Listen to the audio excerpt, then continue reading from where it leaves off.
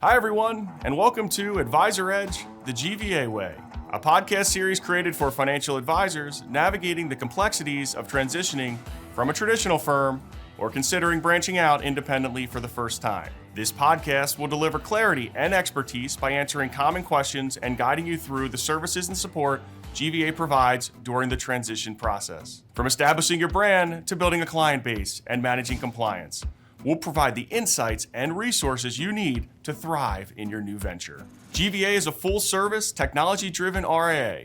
We are 170 advisors strong across 18 states. We provide asset management, compliance, billing, compensation, insurance, brokerage, 401k services, technology, and more to our advisors. And everything we do is scalable for us and you, as we place technology in the forefront. Perhaps what we hold to the highest regard is our dedication to the end user, our clients. We like to say we are a family of like-minded individuals who hold our clients' financial interests above our own. Thank you for joining us, and welcome to the GVA Way. Welcome to episode number 11 of the GVA Way at Great Valley Advisor Group here in Berwyn, Pennsylvania. I'm the founder and CEO of GVA. And today we have a great guest where I am going to have a nice conversation around practice management with Cynthia Spigel, who is the owner of Spigel Strategies and Solutions. So Cynthia, thank you for joining me today. Absolutely. And when I think about this topic, I honestly can't think of a better person to have the conversation with, right? Because we're going to dive into the client experience. We're going to dive into really the overall practice management of a firm. So before we get into those topics, let's learn a little bit more about yourself and your background. Absolutely. And yes, very flattered.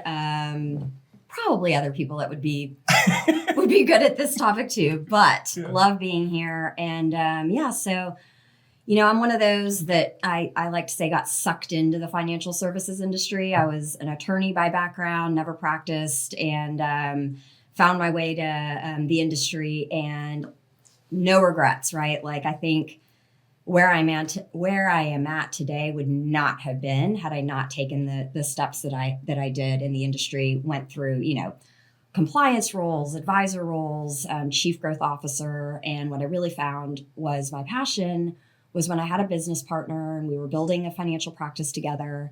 And I absolutely loved helping him get really intentional about the vision and how to execute it and how to bring the humans in and how to develop them and keep them and retain the clients. And finally woke up and said, you know what, that's what I want to do. I want to go do that for other advisors. And he became my first client. Still one of my best friends to this day. And so built a consulting business and just kind of let it happen as naturally as it could. And it did. Yeah, and it's impressive. It's impressive what you built. I've enjoyed working with you, obviously, the past couple of years. I think we've had a great relationship, and I think this podcast in general is just long overdue. So, one of the things that we like to provide for those listening is some actionable items, right? Hey, what are some good takeaways that you can have from the podcast? And as we start 2025, let's really dive into that human capital experience, and as business owners or individuals that might be listening to this saying, hey, what are some of the challenges I'm going to face or the headwinds if I really want to have a successful firm? Yeah. Because you can only do so much to get to that point. Yeah. And then it comes down to when you start to get overwhelmed or overloaded, human capital is a big factor. We're not talking strictly hiring and firing. Right.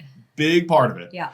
But let's start with the vision. Let's start with how to create that vision, before even launching into independence, or even if you're already here, redefining that and how that's so important. Yeah, no, absolutely. And I think, you ask anybody in the industry today what the top, topics are that advisors are facing, human capital's at the very top everywhere, no matter how big or what growth rate you're aiming for.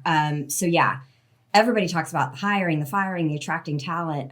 But if you don't start first with like a very clear vision for what you're trying to build and why, right? What is the purpose behind it? What, even when people say, well, I like helping people, usually there's a story, right? And I think the more that you can get really clear and open about the why and exactly what you're trying to build, then the human capital and the infrastructure and all the other pieces actually fall into place much more easily. Yeah. And I also feel very strongly that if you don't share that consistently with everybody in the firm, you're missing, right? Correct. You're missing out a lot, all the way back to hiring, right? So you want to attract people that align with what it is that you're setting out to do, that have similar, if not, at least somewhat similar goals and values for how they want to be in their career. Sure. If you're a high growth rate, kind of advisor, somebody's not going to love their role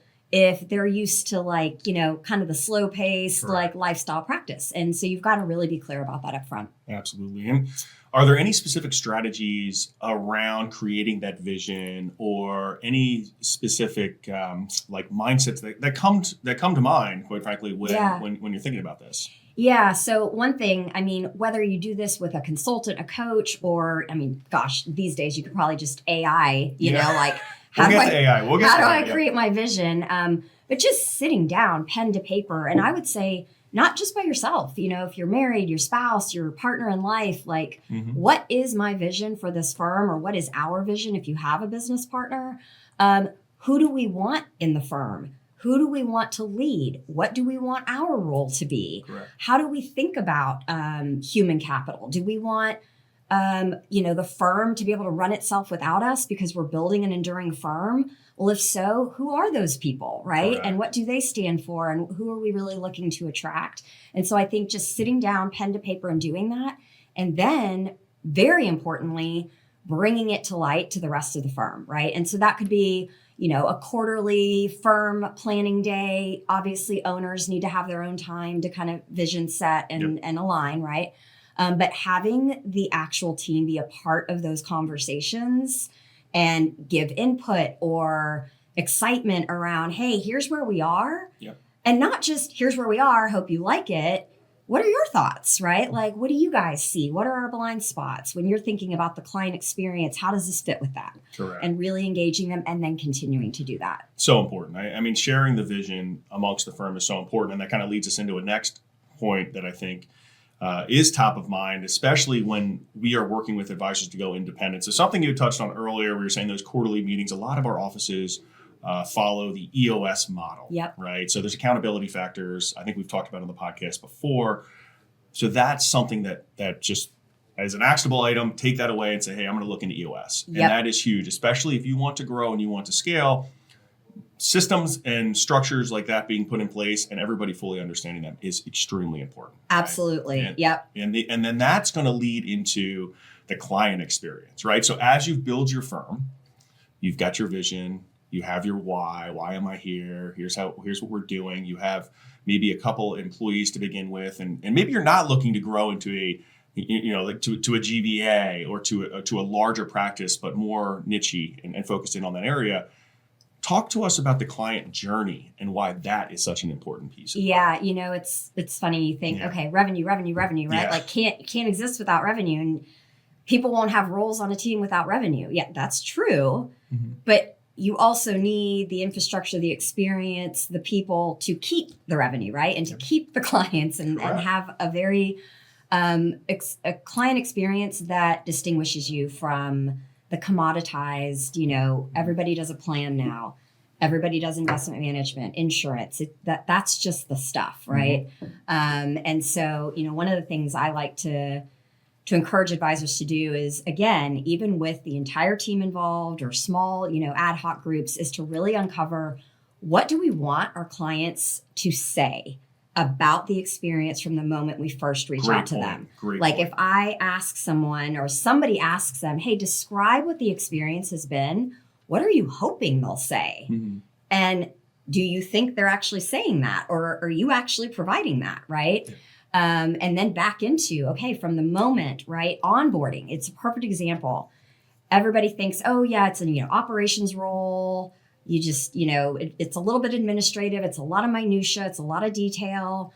But that is the absolute, in my mind, most important first experience that the client's going to have in the firm.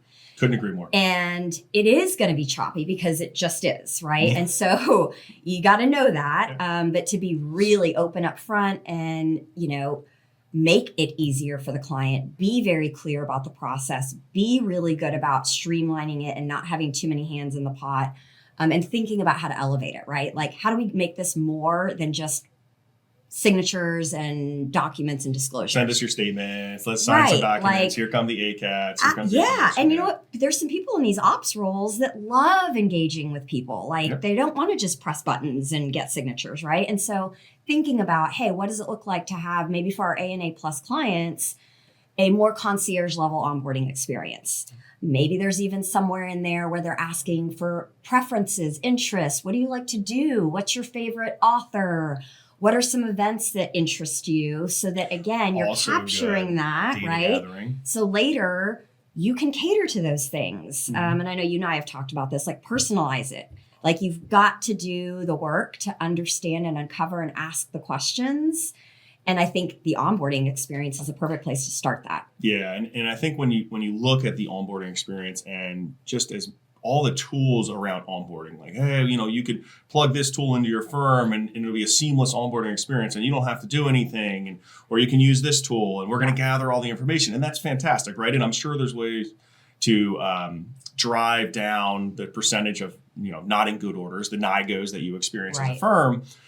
But at the same time, you really want to still be communicating throughout the entire process. The human element is so important in this, right? And I think that's something that sometimes can get overlooked. Yeah. And it's just a really good point when looking at the overall structure of the firm and how you should be operating. And to further that point, I feel like once we do bring on a new firm with branding and their message and the marketing piece, the next conversation that you're having is, how are you going to onboard those clients? So something not to be overlooked. Yeah, absolutely. Space, and so you had talked about it earlier with regards to feedback and that feedback loop and how you get feedback. But I think as you hire and bring on new individuals to the firm, right? Maybe you have 1 or 2 employees to start, and all of a sudden you grow to 5, then 7, then 10, then 15. If you are looking at being one of those larger firms, setting clear expectations. Yep. Understanding what you should be doing in your role and staying in that channel. There is always overlap in small to medium-sized businesses. I mean, right? When you first start a business, you're wearing as many hats as possible, right? Your compliance, your asset management. Who's got this? Who's got this? Who's got that, right? But then all of a sudden, you start to put together a game plan of who's going to do what. And as the business owner or the main partners of the firm, you have to clearly define what those individuals should be doing. Yeah. So any thoughts around that or anything that you've seen throughout, consulting? Yeah, would be helpful. Absolutely. Yeah. If we had 3 hours, I could share a whole lot, but for 3 days. Let's not do 3 hours on the podcast. So, you mentioned EOS, which I think is a phenomenal kind of framework for a lot of this stuff. And EOS, is a great place to look. But again, you could look anywhere for accountability chart, organizational chart, right? I actually love how Gino Wickman calls it an accountability chart because it's more of who's leading whom, right? And you can have multiple people doing that. And so I think, again, back to the vision, be very clear about what are the different functions in the firm, who should be responsible for what, who should be accountable to whom.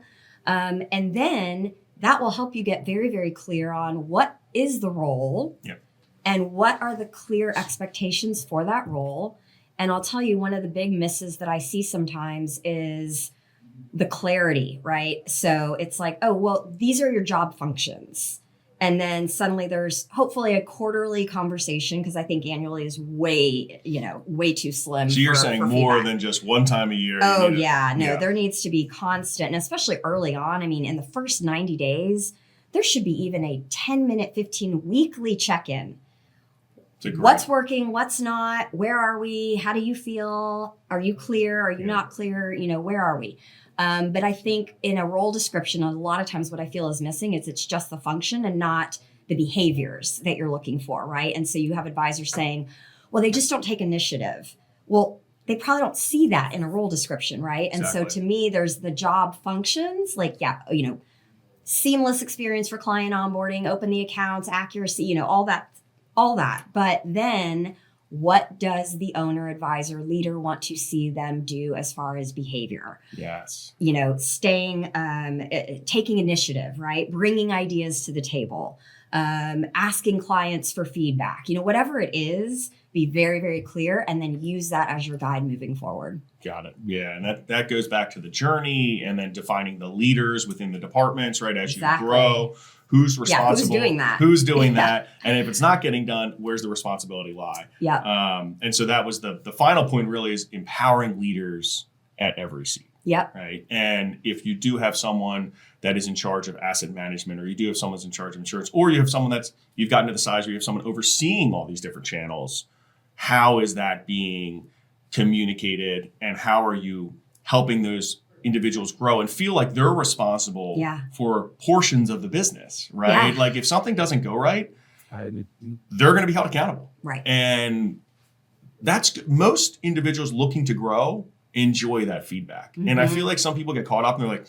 I don't want to say anything because I'm nervous or I'm hesitant. Yeah. And if I say anything, I might lose this person. In order to grow, unfortunately, I can just tell you from personal experience, you're going to have uncomfortable conversations, right? Absolutely. And as long as those uncomfortable conversations are focused on a team atmosphere and you're taking them, appropriately, it's just for the growth of the firm, right? You need to communicate those things. It's not always going to be the highest of highs in a small or medium-sized business. You're going to get the lowest of lows, and it's that's how it goes. I mean, there's nothing around it. I mean, how you portray yourself, how you communicate, how you hold yourself out is very important as a leader. But with that does come some road bumps. Absolutely. And, one of the things I like to always think about and talk about with advisors and firms is, this concept of act like the role you want to be in the future, right? Like act today like where you're wanting to go, so that you don't have people and you need to inspire, people and ask them those questions like, what is it that you want and where do you want to be? And, usually compensation is of course a piece, right? But it's also, I want autonomy, I want to influence, I want this or that. And it's like, well, how are you going to get there, right? And it's like, well, once I'm a leader, once I'm deemed a leader, I'll start acting like one. I mean, that's sort of the mindset sometimes. And it's like, no, inspire people from the start. You don't know who your leaders are going to be necessarily. And so really those feedback conversations, the development conversations, the quarterly touch points, you're uncovering what these people are inspired by. And when you see a potential leader, you got to pour into them, right? Yeah. And a lot of the work is going to be done by them of saying, no, I'm going to start acting this way. Maybe I'm in charge of client onboarding, but there's only one of us right now, right? And the next hire comes on and you empower them. Hey, what do you want this training to look like, right? How do you want that person to learn the role and the vision and the value and why we're doing what we're doing? And then watch them as they grow and see how they take the initiative to build upon that. And that's where you start to see your leadership. Absolutely, yeah. And so we're probably going to have a second podcast. I think you knew that was coming. I think you knew that was coming. Now that I know I can fly from St. Simons and it's only like an hour and a half, I'm good. Perfect, right? Except we might have to do the next one down there. So instead of my gosh, yes, so that would be phenomenal. We might have to do it down there. But before we wrap up today, we'll hold off on the distinctive client experience. Outside of podcasts, outside of consulting, running your business, what is it you like to do? Love this question. I think I told you recently. I'm in a phase of life where I'm kind of rediscovering a little bit about what I love and what I'm passionate about aside from my business, which is definitely a big one. I love photography. And no, I'm not like good, and I'm gonna actually have photos to buy on my website or anything like that. Put some in our new office. This is not a plug. Do not look. But I love it. And I did a workshop years ago in Telluride with a really cool photographer. By the way, I'll give a plug for him because he's awesome. His name is Andrew Slayton. Okay. And he is just a cool guy, amazing photographer, and he does these workshops around the country. And this year he's decided to do epic, once-in-a-lifetime excursions. And so I'm going to be going to New Zealand in December. Wow. For at least 10 days, probably going to extend that and do a photography workshop there, which I'm really excited about. That sounds amazing. And then hot yoga. I love hot yoga. Just found a club down the street that does it. So I'm very excited about that. I love wine. I mean, people don't really, So you enjoy the Napa trip? I do. So, yeah. I enjoy Napa. You don't really want to call wine a hobby. People kind of frown upon that, I guess. But I love the experience of going on trips, wine tasting. So photography, hot yoga, and wine. Yeah. And I have gotten into a little bit of adult coloring books lately. Okay. And not like the scandalous adult coloring books. I feel like that's what advanced. We're going to say advanced, right? We're going to call it advanced. We're going to call it advanced coloring It's books. such a cool. I mean, if anybody is listening and ever liked coloring or being artistic, like you can get lost in that. And we just did something with some girls the other day, and it was so much fun. Sounds amazing. Yeah. Throw some wine with that too. Yeah. There may have been wine flowing. Yeah, exactly. Well, anyway, thanks again for joining us today. This has been a pleasure having you. Absolutely. I think we'll have a second one here. But Cynthia Spigel from Spigel Consulting, and thanks again for joining. Thank you. The opinions voiced in this podcast are for general information only and are not intended to provide specific advice or recommendations for any individual. To determine which strategies or investments may be suitable for you, consult the appropriate qualified professional prior to making a decision.